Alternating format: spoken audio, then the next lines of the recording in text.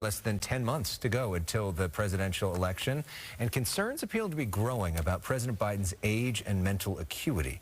According to a new ABC News Ipsos poll, 86% of Americans think President Biden is too old to serve another term as president. Meanwhile, 62% of Americans feel the same way about Biden's likely former rival, former President Donald Trump. With more, we are joined here in studio by L.A. Congresswoman Sidney Kamlager-Dove, Democrat. Good to see you. Welcome back. Thank you. Good to be here. Nice to have you. So 86% of the country thinks he's too old to be president. Are you concerned about that politically, that Joe Biden, with the stakes as high as they are, may not be the strongest nominee, that that's unnecessary baggage when people go to the polls? Do you think Joe Biden's the strongest nominee? Joe Biden is the strongest nominee, and I'm going to be working really hard to make sure he gets reelected. You know, the special counsel was appointed by Donald Trump. They found no wrongdoings when they investigated the president, and so many of us believe this is a political ploy to try to bring Biden down. He is old, but you know, I sat with him last Thursday. He is sharp as a tack. He remembers everything, and he's been incredibly effective. So why don't they show that more? Why doesn't he do more TV interviews? Why doesn't he do more unscripted things? He could have done the Super Bowl yesterday. Why doesn't he do more town halls? Why doesn't he do more local news interviews? We don't see that side of him because a lot of people keep saying that that's happening privately, but there are all these opportunities to do it publicly, and we don't see it. I think we're going to see more of both President Biden and Vice President Harris and all of us as we march to 2024, because he has a lot of accomplishments. 13 million jobs, trillions of dollars invested into cities and states across this country, private sector, manufacturing, infrastructure. I mean, he released Brittany Griner. He brought home Avon Hernandez. He established the Office of Gun Violence Prevention. You know, he has been a stalwart at really making sure that he's passing and signing historic legislation and delivering for the American people. We have to talk about it more. Yes, we do. Something that hasn't passed is funding for the border. So where do you stand on that front?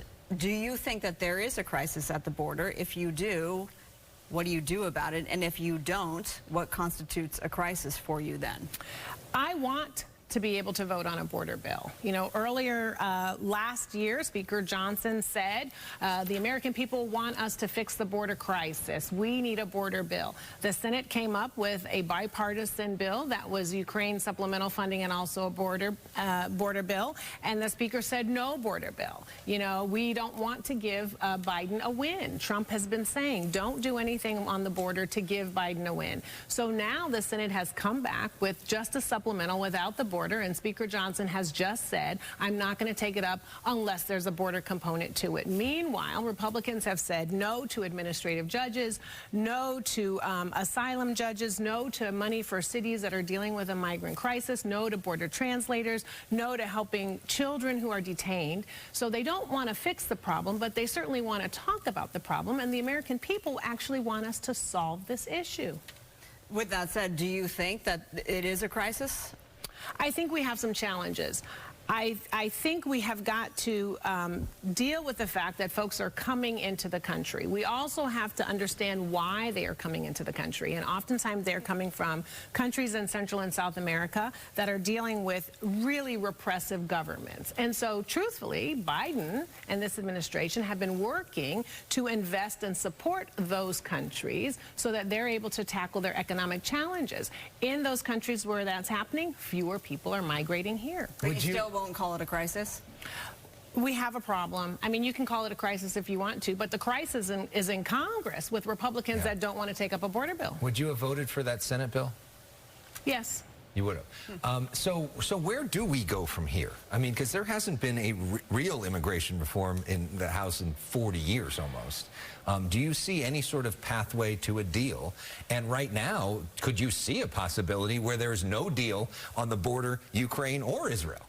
My hope is that Republicans that are in blue seats or that are in purple districts will find the courage to say, these are issues that we need to tackle here in Congress. Republicans still have the majority, so Democrats in the minority cannot push that. We can continue to talk about it, but they run the House, so they have to bring it forth. And if they are still beholden to Trump, who is really, you know, hell-bent on a revenge campaign to get back into office, and to make sure that Biden loses on every single topic we discuss, then American people are going to say, hey, this is not what I want.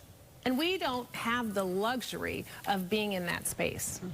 Yeah, when you see record crossings happening every day, there's clearly a problem, and it'd be nice to have Washington try to fix it. It would be. Congresswoman, always great to see you. Thanks for coming in. Thanks for coming in. Thank you. Really appreciate it.